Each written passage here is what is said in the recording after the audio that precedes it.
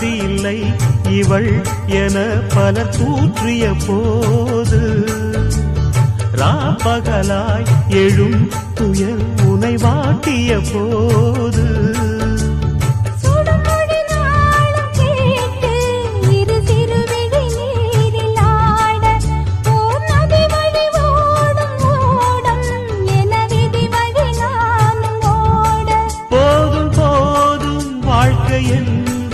ஏழை மாது எண்ணும்